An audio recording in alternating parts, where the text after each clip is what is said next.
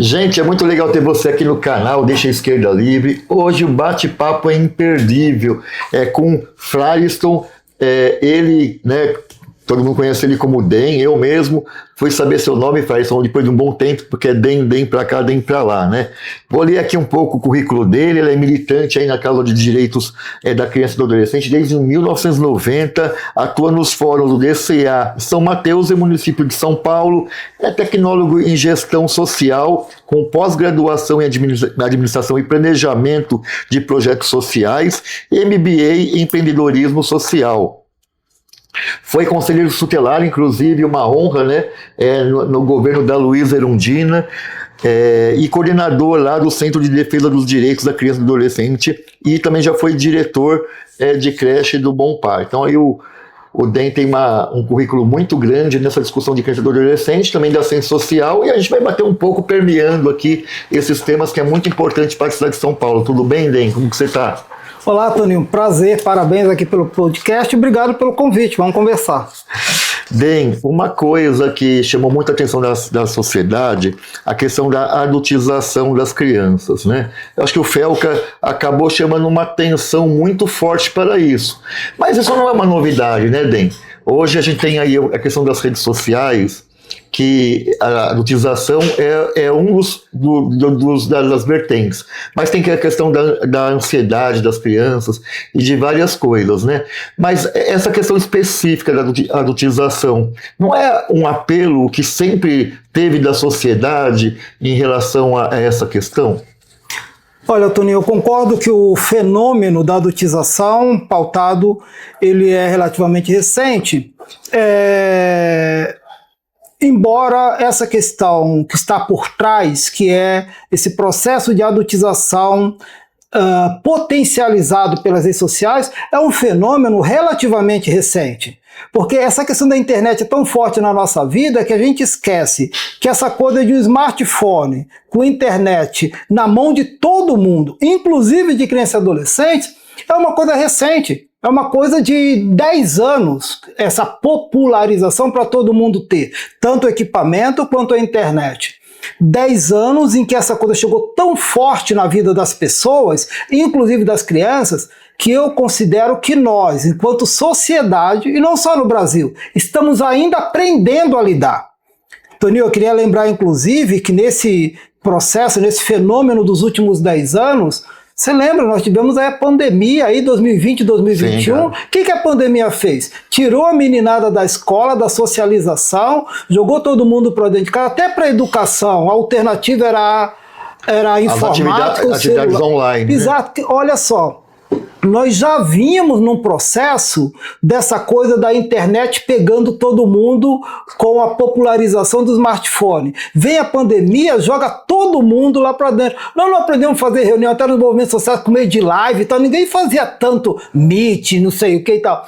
Todo mundo shows foi culturais, né? A pessoa da cultura fazia shows também. Veja, às vezes a gente está esquecendo disso. Então, primeira coisa, um fenômeno de uma década, um fenômeno social, é um fenômeno relativamente recente. Muito forte, porque impregna todo mundo que é a internet. No meio desses 10 anos, uma pandemia que jogou todo mundo mais ainda para dentro da internet. Ou seja, nós, nesse pós-pandemia, nós, sociedade, estamos aprendendo a lidar com isso, vamos ter que nos reeducar. E é lógico que o Felca chama atenção, e os últimos fenômenos chamam atenção, que do impacto que isso tem para todo mundo e particularmente para crianças e adolescentes, seres humanos em condição especial de desenvolvimento. Ora, as drogas não afetam mais fortemente quanto menor é a faixa etária? Com a internet é a mesma coisa num cérebro que ainda está se desenvolvendo. Então, fenômeno recente, mas importante para todo mundo lidar. A questão, né, das redes sociais, né, isso é recente, mas já não tem uma cultura um pouco estabelecida na sociedade, ou é impressão minha? Por exemplo, quando uma criança, né? Ah, fica comportadinha, senta direitinho, o menino tá de terninho, a menina também, toda parecendo uma bonequinha. O adulto fala, ai, olha, nem parece criança, olha que coisa mais linda. Quer dizer, como se, né, a criança fazer experimento, né, experimentar as coisas e usar aquela energia fosse uma coisa ruim. Então, a minha impressão, assim, ou mesmo e nas músicas, né, músicas às vezes quando vai lá e sensualiza demais as crianças e adolescentes, né? Quer dizer, isso também já não vinha algo assim antes, por exemplo, das redes sociais? As redes sociais só não potencializou isso ou não? Como que é a sua avaliação disso? Olha, eu concordo plenamente, né? Você vê que nós comemoramos esse ano 35 anos do Estatuto da Criança e Adolescente, uma lei ali de 1990 que ela nasce exatamente para ajudar a sociedade brasileira a repensar o processo de desenvolvimento de crianças e adolescentes. Então nós temos, por exemplo, com essa coisa da sexualização da meninada, nós temos desde o El Chan na década de 90 para pensar daquele fenômeno cultural e outros aspectos, né, alguns no campo até religioso e outros.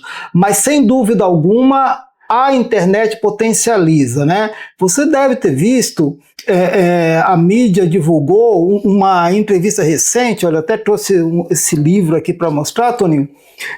Ele fala da geração ansiosa. O autor é um psicólogo americano que vem pautando o subtítulo dele: Como a infância hiperconectada está causando uma epidemia de transtornos mentais. Ou seja, tem estudos muito sérios de muitos anos de que o processo que já vinha acontecendo de adultização, ele é potencializado pela internet. Nós, enquanto sociedade, todo mundo, famílias, educadores, ainda não aprendemos a lidar com isso. Isso está gerando problema, isso está gerando transtornos, inclusive mentais. Veja, é um psicólogo dizendo de uma pandemia ou uma epidemia a partir da hiperconexão da meninada. Então, olha, mais uma vez, a hiperconexão é um nó.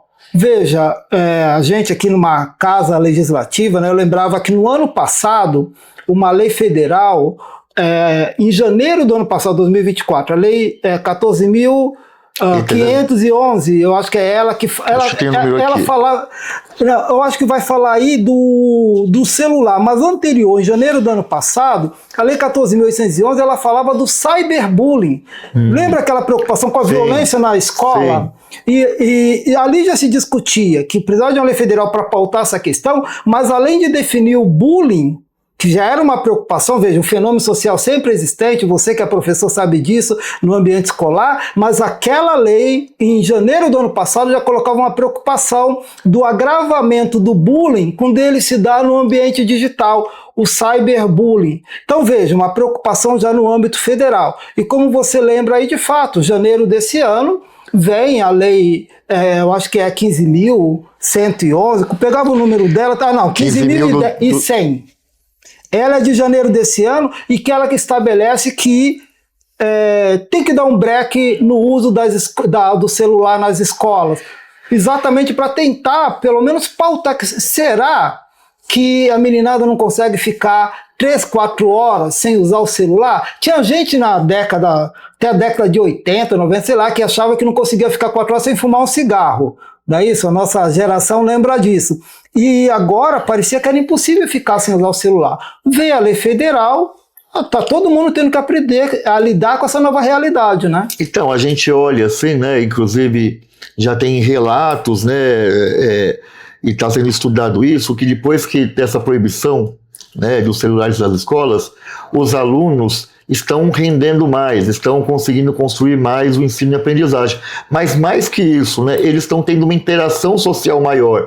Então, lá na hora do intervalo, por exemplo, né, algumas unidades no Nordeste, por exemplo, faz um forrozinho lá, as crianças estão, né, e adolescentes estão dançando forró. Ou se não, eles estão, por exemplo, jogando mais na mesa de ping-pong, e nisso tendo essa relação, interação mais social.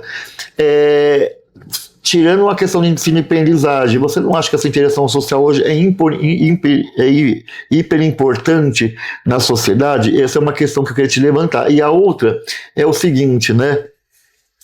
Em vários países, por exemplo, fora do Brasil, né, criança e adolescente, né, acaba tendo acesso a um smartphone a partir dos 12 anos de idade. Aqui no Brasil a gente vê assim, crianças com 3, 4 anos ficando super felizes porque vai ter um smartphone já na mão. Né? Você não sei se a palavra é essa, mas você é radical ao ponto que achar que essa é a melhor solução, né? Ter uma faixa etária que realmente ela não teria o smartphone na mão, ou a gente poderia assim, ter algum tipo de mecanismo de proteção a essa criança e esse adolescente, né? Queria ver você, porque tá tratando mais ou menos do mesmo assunto. Não, exatamente. Eu só queria fazer um paralelo com o que você disse. Você disse que a criança fica super feliz. A questão é que o pai e a mãe também ficam super felizes, não é isso? Já teve um tempo que a gente... Porque assim, vamos ser bem honestos, né? Dar o celular para a criança, ela não vai ficar me perturbando muito, ela vai ficar ali. Isso. Você é educador e você sabe também que, por exemplo, teve um dado momento, acho que 1, 2 décadas atrás, que se questionou, não tinha aquela coisa do chiqueirinho? Se questionou aquele quadradinho que a mãe colocava a criança lá dentro. Meus filhos chegaram a ficar no chiqueirinho. E não era cômodo para os pais. Isso. Veja. Minhas sobrinhas também ficaram no chiqueirinho. Isso, então a geração do chiqueirinho. Veja que nós temos novos chiqueirinhos, novas chupetas, como alguns dizem, porque de fato, né? A luminosidade, o desenho das telas. Nós não temos mais... As cores, aquela mudança de cores rápida, né? Vai chamando... Não estamos falando mais de celular com aquela tela pretinha ou verdinha dos tijolões antigos. Agora tudo muito colorido e tudo é pensado, cada cor, os jogos de luz, é para atrair todo mundo, inclusive a criança. Então, super sério isso que você coloca, porque... É natural e hoje os especialistas, psicólogos vêm colocando isso. Quem está desenvolvendo esse tipo de equipamento e quem desenvolve os produtos para os smartphones, pensa em tudo isso como prender a nossa atenção. E mais uma vez eu vou te falar, crianças e adolescentes são pessoas em fase de desenvolvimento. Os seus cérebros vão estar muito mais vulneráveis a serem capturados. Só que isso vai tornando cômodo para a sociedade. O pai e a mãe, eles querem um pouco de tranquilidade, mas também querem ver seu filho feliz, quietinho ali. Eu acho que a grande questão, para mim, passa por uma coisa que eu sempre pensei em vários aspectos, também nesse, que é quem nunca comeu melado quando come se lambuza. Vou repetir que essa tecnologia com tanta velocidade, com tanta luz, com tantas possibilidades, é relativamente recente. Então todo mundo pega e quer ter. Eu penso que neste momento aqui, nesse ano de 2025, nós estamos vivendo aquele momento de opa! Todo mundo pode ter, é legal ter, mas está na hora do controle, porque se lambuzar demais dessa tecnologia, vai fazer mal. Ué, eu estou dizendo que quem nunca comeu melado quando come se lambuza, por quê? Não é legal você dar doce para a criança, mas você vai um monte de doce para sua casa para a criança, eles vão comer, que botar todo mundo com dor de barriga. Aí o pai não tem que ir lá controlar, falar, ah, não, você quer um docinho, mas isso aqui estraga o dente, isso aqui faz mal para o seu organismo. Então, só em determinado horário, só depois do almoço. É isso, nós estamos na fase do se lambuzar. A sociedade brasileira precisa parar para dizer que o acesso a essa tecnologia, as novas tecnologias, é um direito das novas gerações, sim, mas isso feito de forma desmedida e descontrolada tem uma série de riscos. E uma série de riscos que nós estamos descobrindo agora. Tem muita coisa que os especialistas estão descobrindo, de danos físicos e mentais, e eu diria de danos sociais. Como você estava falando da pauta da adultização, da exploração sexual. Eu trato isso como danos sociais. Quando o psicólogo Jonathan Haidt vai falar de um processo que é de epidemia de transtornos mentais. Um dano mental, tem danos físicos. Nós, seres humanos, somos animais para o movimento.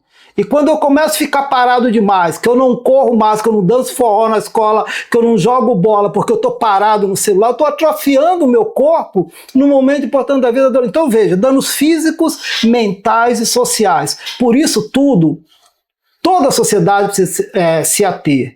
Os pais espaços como esse, espaço do campo legislativo, precisam de fato se ater a essa temática para verificar. Sabe aquela coisa do regular, para ninguém se lambuzar demais? Não é por meio das leis também que a gente vai fazer esse controle? Então, eu acredito que o momento é esse, né? Você também lembrava do próprio Felca, né? Que bom que também com esse fenômeno, né, um influencer pautou uma coisa tão importante, mas que já estava, você vê, o projeto que foi aprovado na Câmara dos Deputados, ele estava tramitando lá em 2022, né, nós fomos verificar que aqui na Câmara Municipal de Otávio, você foi coautor de um projeto de lei já no ano passado, pautando esse tema, só que estava todo mundo um pouco preocupado, mas meio que estava em banho-maria. E aí eu quero te fazer uma pergunta sobre essa questão, né? Então, era o PL 577 de 2024, né? Eu fui coautor do projeto. E aí ele foi aprovado aqui. Na hora da sanção do prefeito, ele praticamente desmontou metade do projeto, até um pouco mais, porque ele fez vetos de artigos, né? E aí também vetos de parciais, né? Vetou o artigo parcialmente, ou seja, desmontou todo o projeto. Mas no fim a pessoa saiu bem na foto, tipo assim, aprovei um projeto contra a adultização.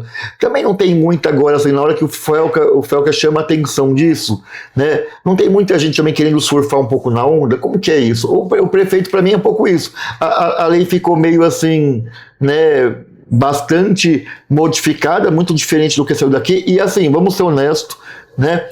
Eu acho que a lei que já passou aqui, né, o PL 577, ele já nem foi assim tão discutido amplamente, talvez ele já era limitado. Aí o prefeito desmonta metade de alguma coisa que é limitado. Ou seja, de repente também o prefeito não quis só sair na foto, e até porque esse projeto precisa de regulamentação. Até agora o prefeito não regulamentou. A gente fez um pedido para a secretaria, um ofício, pedindo para o prefeito a regulamentação dessa lei. Porque às vezes você pode melhorar, inclusive, na regulamentação, né, nos detalhes, né, da lei. O que você acha um pouco disso? Também não tem muita gente querendo só sair bem na foto, mas que não vai apresentar nada de efetivo? Isso, os dois termos que você utilizou, eles simbolizam muito isso, né? Você falou de sair bem na foto, outro termo que você usou foi surfar na crista da onda. Eu acho que teve muito disso, né? Até no diálogo aqui com o seu gabinete, a gente pôde observar que aqui na Câmara, eu acho que tinha, do ano passado, desse 577, que você foi coautor, até esse momento aqui, né, agora, no mês de setembro, que foi aprovada a lei federal, eu acho que tinha 6 ou 7 projetos de lei aqui na Câmara. Mas quando você vai parar para ler, todos muito raros. Parece que todo mundo quis pegar onda e dizer, nesse mês de setembro que levantou essa bandeira, eu quero ir lá e protocolizar. Quer dizer, faz uma coisa de qualquer jeito só para aparecer na imprensa. Nesse sentido, Toninho, eu quero te parabenizar, né? O projeto de lei, não o 577 que você foi coautor no ano passado, mas o 1171, acho que é esse o número do projeto de lei mais recente, esse sim, diretamente da sua autoria, ele me parece um projeto coerente, primeiro, porque me parece que ele conseguiu acompanhar a discussão que estava se dando no próprio âmbito federal, né, que desdobrou na lei federal, mas também porque ele se pautou de forma mais completa, correta? E ele conseguiu abranger uma série de questões. Isso para dialogar com o que você disse. Primeiro, então se aprovou já uma lei municipal aqui na Câmara, com base no projeto do ano passado, ainda superficial. Vai lá o prefeito e trava, veta mais da metade e tal. Eu penso que está certo a sua linha de que temos que apertar agora na regulamentação.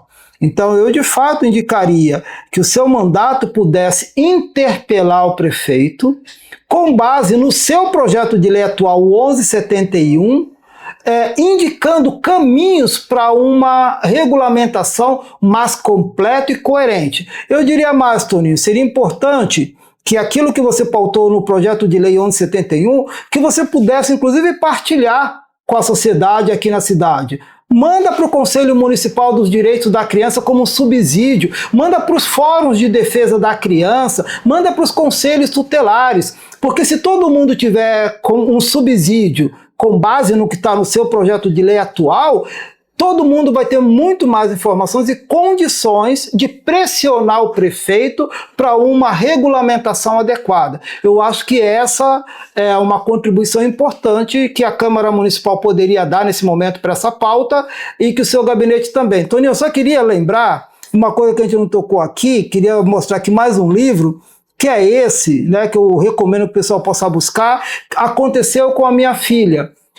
O impacto das redes sociais tem se dado de forma diferente para os meninos e para as meninas. Para os meninos, queria também recomendar a série que estava aí, eu acho que na Netflix, que é Adolescência. Mostra diretamente o impacto em meninos. Então, mas isso aqui, impacto em meninas. Vamos aprofundar um pouco a diferença dos meninos e das meninas, mas já que você anteriormente queria te perguntar uma coisa.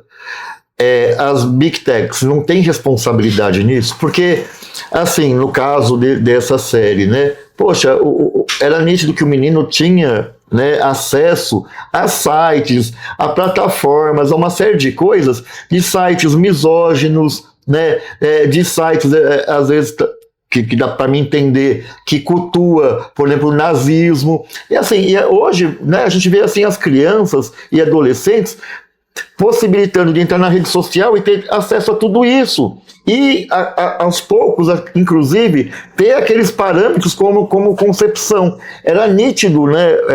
E o menino foi um ator muito bom, como que ele conseguiu expressar a misoginia que o personagem tinha enquanto as mulheres, né? E assim, só que assim, as Big Techs estão aí ganhando muito dinheiro, esse tipo de conteúdo estão aí à vontade, denuncia e fala assim, não, mas liberdade de emprego. Mas como que é isso? Como que você encara isso? Olha, eu encaro como uma questão super importante, né?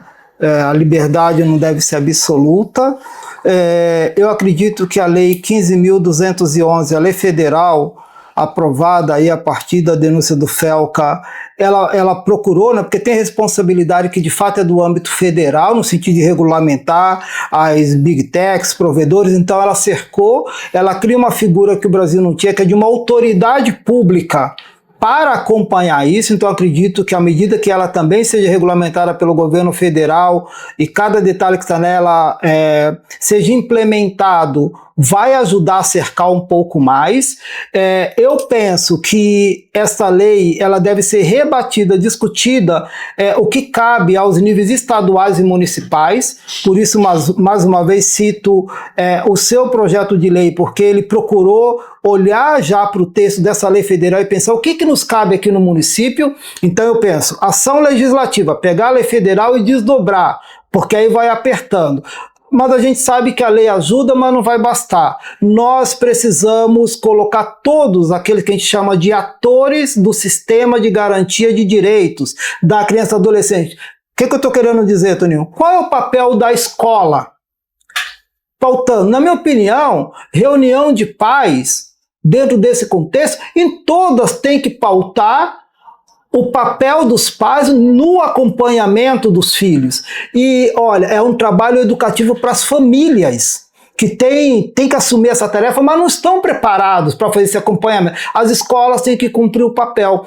Órgãos como o Conselho Tutelar, onde vai chegar a denúncia, cada oportunidade que um conselheiro tem de conversar com uma família ou com uma criança adolescente, tem que pautar esse item. E tem muito material. Outro dia, Antônio, eu pegava um vídeo no YouTube do pediatra Daniel Becker. Ele dava a dica ali de 10 passos para você fazer um trabalho de educação com seu filho nessa questão. Então, o que eu estou querendo dizer é que nós vamos precisar fazer um mutirão, mobilizar todo mundo, o Poder Legislativo fazendo aqui o papel dele, o Poder Executivo Municipal pressionado pelo Legislativo, pelos conselhos, regulamentar a lei, mas isso vai ter que descer para as escolas, que é quem está cotidianamente com a meninada e com as famílias. Então os professores vão ter que passar por um processo para que isso possa chegar nas famílias, para que a gente possa fazer esse trabalho. De um lado, as leis cercam Big Techs. A tecnologia, Quando a gente era criança, não tinha tecnologia, mas a gente não pulava o muro e não burlava para fazer a nossa brincadeira na rua, a meninada vai achar um caminho de burlar. Por isso precisa de o quê? Processo educativo e acompanhamento das famílias. É na complementariedade dessas ações. Esse livro que eu citei, Toninho, quem escreve esse livro é um pai, por isso que ele diz, aconteceu com a minha filha. Esse abraço aqui é de onde começa o livro. É uma filha de 13 anos que abraça ele para dizer, pai, me interna que eu vou morrer. E de fato, se ele não internasse a menina naquela noite, ela iria morrer. E ele vai descobrir aos 13 anos que a cabeça da filha dele vem sendo fortemente impactado pelas redes sociais desde os 8 anos de idade. E ele é um engenheiro, ele não é um pai pobre que não conhecia nada de internet. E ele achava que ele estava acompanhando, mas não estava. Então, só para exemplificar o desafio que está posto para nós todos, enquanto sociedade, cada um tem que mapear, assumir o seu papel e fazer a sua parte. Você traz um elemento importante também, que é das famílias, né, Den? Porque eu, como professor, eu percebia que... geralmente, um pouco a regra, há pouco acompanhamento da família, já para acompanhar a questão do desenvolvimento da aprendizagem do seu filho e da sua filha. Eu até entendo por quê, né, gente? Eu lecionava em escola estadual, escola municipal, 30 e tantos % de mães solo, tem que trabalhar para colocar o pão e o leite na mesa, né? O ônibus lotado, moramos na periferia. Escala 6x1. Escala 6x1. Aí a pessoa entra 8 horas, tem que levantar 5 horas da manhã para estar 8 horas no trabalho e vai chegar em casa lá para 8 horas da noite. Essa mulher ainda vai ter de fazer, né, a janta para os seus filhos. Muitas vezes a mãe solo. Então, porque 30 e tantos % da mãe solo. Quer dizer, ela já está exaurida, aí depois a gente chegar, depois de tudo isso, 9, 10 horas da noite, a gente tem que olhar caderno do filho e ficar conversando com o filho. Ela está já morta, querendo dormir, porque no outro dia tem que levantar 5 horas da manhã. Quer dizer, e aí você traz uma coisa, essa superexploração da mão de obra, e entra a escala 6x1, né, e uma série de coisas. As famílias também estão tendo essa condição de fazer isso. Claro, tem outras famílias com condições melhores, moram em lugares melhores, né, trabalha mais perto da sua, ou às vezes até trabalha em casa, mas isso não é o parâmetro da maioria das famílias, né? Então, como que você também vê isso? Olha, eu recorreria a um livro recente do Mário Sérgio Cortella, em que ele diz: é preciso fazermos o melhor que podemos com as condições que temos, enquanto não temos condições melhores para fazer melhor ainda. E nós vamos lutar para acabar a escala 6x1, nós queremos gerar outras condições para que as famílias possam ter tempo para os seus filhos, para a sua vida, para o seu desenvolvimento. Porém, nós não vamos poder esperar essa condição, porque os nossos filhos, a meninada está adoecendo agora. É preciso que cada família se paute essa questão como uma questão importante. Perceba que isso aqui vai prejudicar o desenvolvimento físico, mental e social do seu filho e da sua filha. E mesmo com o tempo apertado, pense em condições. Hoje existem condições para você, primeiro, os especialistas todos que eu tenho lido e tudo que eu tenho vivenciado na minha experiência, têm dito, é preciso repensar a hora de dar celular com internet. Este psicólogo americano, o Jonathan, ele é radical para dizer, celular com internet e acesso às redes sociais somente depois dos 16 anos. Eles dizem mais, eu estou falando também do pediatra Daniel Beck, que está aí nas redes, pautando e orientando as famílias sobre isso e tal, tem um canal no YouTube, recomendo que as pessoas vão olhar. Ele vai dizer, na infância, ou seja, de 0 a 11 anos, sem celular. Eles são radicais. Então, lembra, quem nunca comeu melado quando come lambuza. Quando você vê que seus filhos vai ter uma dor de barriga, vai passar mal, você não vai brecar, você não vai tirar o doce, você não vai tirar o refrigerante. É preciso repensar. Não pode ser largado desse jeito, celular, smartphone, todo mundo. Primeiro. Então, as famílias têm que discutir. Qual é a outra orientação? Hoje existe mecanismo de controle. Você faz um plano familiar, como eu disse, a meninada vai achar um caminho para burlar. É próprio da adolescência, principalmente, tentar burlar, e é obrigação nossa do mundo adulto ir fazendo as cercas e fazendo controles. Existem mecanismos em que você controla. Você disponibiliza a internet numa conta familiar e você tem como programar. Quando eu disse que as famílias vão precisar se reeducar, as famílias precisam se sentir à vontade para chegar numa escola, conversar com o professor e dizer assim, você pode me ajudar que eu não sei fazer isso? Num outro lugar, você pode me ajudar? A escola oferecer informações para isso. Então, para as famílias ir aprendendo a usar alguns controles que tem. Primeiro, então, celular no tempo certo. Em alguns casos vai ter que tirar celular. A escola não tirou o celular e está todo mundo sobrevivendo? Algumas... E melhor, hein? Exatamente. Depois, usar ferramentas mesmo tecnológicas de controle, sabe que pode... Existe isso, precisamos popularizar essa questão. Isso que eu queria abordar com você, minha próxima pergunta. Bem, mas assim, eu sinto... A esmagadora maioria dos pais vão lá, entregam o celular, já põe um pacote de dados, ou seja, tem interesse, se não tiver, vai fazer via Wi-Fi em alguns momentos, né, onde tiver Wi-Fi, e assim, crianças de 9 anos, 10 anos, entra em sites pornográficos, entra uma série de coisas, e o pai e a mãe dá aquele celular para a criança, ou avô, avó, depende de quem que é o responsável dessa criança, sem nenhuma preocupação de bloquear nada. E aí, assim, eu fico pensando, qual o impacto da cabeça de uma criança, sei lá, de 9 anos, né, entrando em um X-vídeo e vendo uma série de coisas. Quer dizer, eu não entendo isso, assim, a falta um pouco de, não tem outra palavra, de irresponsabilidade desse adulto e dessa adulta que dá esse celular e não põe nenhum controle na mão dessa criança. Eu não entendo isso. Você sabe, por isso que eu te dizia que a lei 15.211, ela vai tentar segurar um pouco mais, controlar as big techs e tal, mas como disse, a meninada vai explorar, então tem que ter o controle dentro de casa.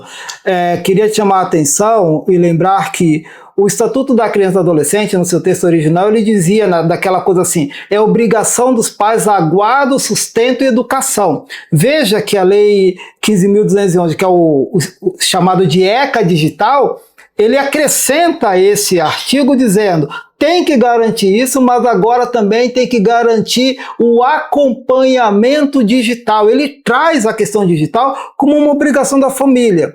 Olha, Tony, eu queria lembrar também, me lembro dos caras que nos ajudaram a entender o ECA, um desses na década de 90 foi o doutor Edson Cedo, ele era um procurador que ajudou a escrever o ECA, e ele tem um livro, que eu tenho a cópia até hoje, que ele fala, o nome do livro é Construir o Passado. Por que ele diz construir o passado? Porque o ECA em 90 ele já significava uma mudança de olhar, uma mudança do que a gente chama de mudança de paradigma, mudança da nossa cabeça como olhamos para a adolescente. Esse momento, Toninho, o ano 2025, o advento desse ECA digital com esses fenômenos novos detonando a cabeça da nossa meninada, está exigindo isso. Uma nova mudança de paradigma. O subtítulo deste livro mudar o passado, ele diz assim, como mudar usos, hábitos e costumes tendo o Estatuto da Criança como instrumento. O que ele dizia? Ele dizia de mudar usos, hábitos e costumes da família, da sociedade e do poder público. É todo mundo se repensar. Eu estou entendendo que nós estamos nessa nova fronteira. 35 anos depois que o ECA deu essa chacoalhada na sociedade, o ECA digital, a lei 15.211, com esse novo fenômeno da adultização e com todo esse prejuízo, coloca nós todos diante desse novo desafio. Temos que mudar usos, hábitos e costumes. As leis devem começar a apertar, acertar, mas nós todos, sociedade, como eu disse, família, a escola, os conselhos, todo mundo. E a partir de um princípio que também está no texto original do ECA, a política pública e a garantia dos direitos deve se dar por meio de um conjunto articulado de ações governamentais e não governamentais. A outra lembrança, que está no artigo 227 da Constituição e do ECA, é dever da família, da comunidade, da sociedade geral e do poder público garantir os direitos e proteger a meninada. a gente precisa retomar esse texto da Constituição e do artigo 4º do ECA, é dever de todos nós, não é isso? Cada um fazendo a sua parte e enfrentar esse novo desafio. É importante a lei federal, mas você acha que dá conta de várias situações, por exemplo, sei lá, vou falar uma aqui, os IAs agora, né, inteligência artificial, ele consegue colocar o meu rosto em qualquer coisa e quem vê vai parecer que é o Toninho que está falando aquilo ou fazendo aquele negócio. O que está acontecendo, assim, muitos moleques, e aí quando você coloca a questão de gênero aqui, eu acho importante, porque usam IAs, pegam meninas fazendo sexo e põem lá a cara de uma menina, de uma aluna de uma escola tal, e joga isso para a escola toda. A menina está ficando tão envergonhada de ser exposta daquele jeito que tem meninas se suicidando.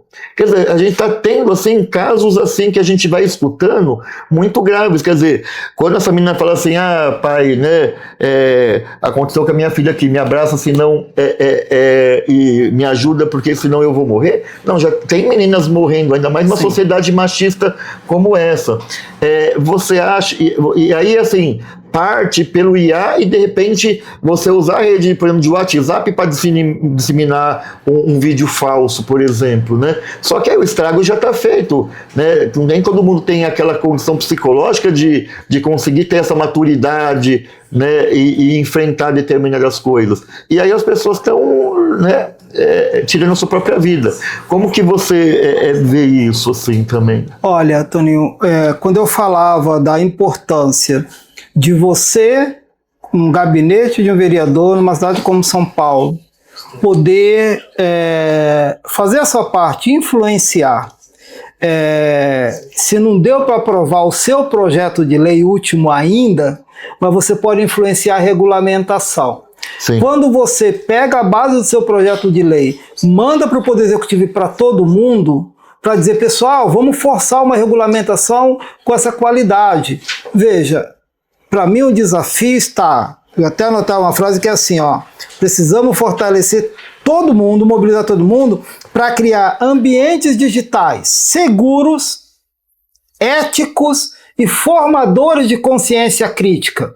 Veja, porque é isso, a tecnologia vai estar aí, a IA para estar aí, toda a tecnologia você pode usar para o bem ou para o mal.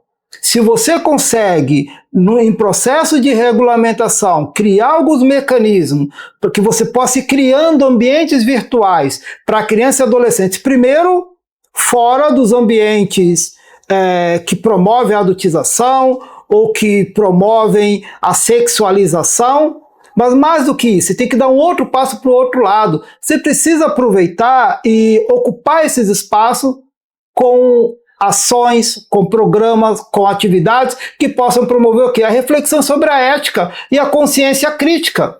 É isso. Como é que as tecnologias novas podem favorecer para isso? Tony, eu estava lembrando, até quando falamos que a gente ia fazer a conversa aqui, você sabe, eu trabalhei lá durante 20 anos com adolescentes lá no CPA. E o que aparecia ali? Lá a gente discutia um documento da ONU, da Unesco, da década de 70 para 80, que era Educação, um Tesouro a Descobrir. Este documento discutia os 4 pilares para a educação do século XXI. Esse século em que nós estamos. Quais eram os 4 pilares? Que nós, o mundo adulto, precisaríamos ajudar a meninada basicamente em 4 aprendizados. Aprender a ser, aprender a gostar de si mesmo, porque senão você se leva pela distorção que afeta principalmente as meninas. Outro dia eu estava ouvindo no rádio um caso de uma menina que morre porque aos 12 anos ela achou que tinha que ter mais seios do que ela tinha. O corpo dela nem estava pronto ainda. Você sabia que o Brasil é campeão em cirurgia plástica em adolescentes? Por quê? Porque as redes sociais dizem que aquilo que você é, quando você se olha no espelho, não é o padrão. Veja, afeta a cabeça e você passa a não se aceitar. O desafio do aprender a ser, porque senão a meninada vai ser uma presa fácil. Aprender a conviver.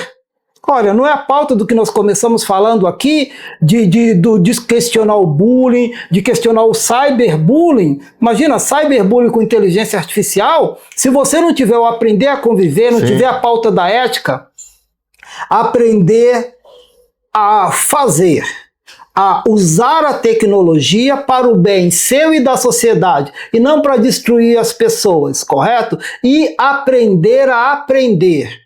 Como veja, eu só estou linkando isso porque no momento de inteligência artificial, como você citou, não tem um outro desafio. Qual é o desafio? A meninada não faz mais trabalho na escola.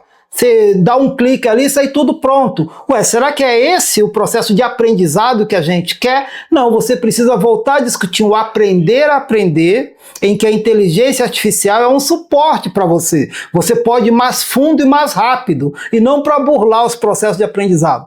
Eu penso que é isso, né? Eu lembrei dos 4 pilares da educação, porque é isso que a gente tem que retomar. Como é que nessa nova era, na era digital, a gente resgata esses valores, esses pilares, para que a tecnologia possa vir para contribuir e não para destruir, e não para gerar uma epidemia como essa epidemia da hiperconexão. É um desafio muito importante, por isso eu quero te parabenizar. Primeiro pelo seu envolvimento com essa pauta aqui, né? Assumindo aquele primeiro projeto de lei, elaborando outro, e por você abrir esse espaço aqui para a gente poder conversar um pouco mais sobre isso. Zaidan, quero agradecer aqui o DEM. Eu acho que o recado que o DEM acaba colocando é muito importante, né? Tem uma lei federal, tem uma lei municipal aqui meia boca, que o prefeito mudou muito ela, mas o fato é que, né, isso tem que ser discussão permanente, e a responsabilidade é de todas e todos, né? Como ele falou, da comunidade, da sociedade, né, do poder público, são da família, quer dizer, todos têm que estar aí imbuídos nessa discussão, né, porque senão, né, também não é uma única lei ali federal que vai dar conta disso. E até porque eu acho que cada vez mais ainda, né, DEM, ainda vão ter mudanças, quer dizer, isso aqui cada ano é novidade, cada mês é novidade, muito rápido. Então, se a gente não tiver antenado às consequências dessas novas tecnologias, a gente vai ter, infelizmente, muito mais crianças e jovens, adolescentes em sofrimento, né? Então quero agradecer, DEM, por essas reflexões, para esse debate aqui. Muito obrigado mesmo. Estou à disposição. Parabéns, Toninho.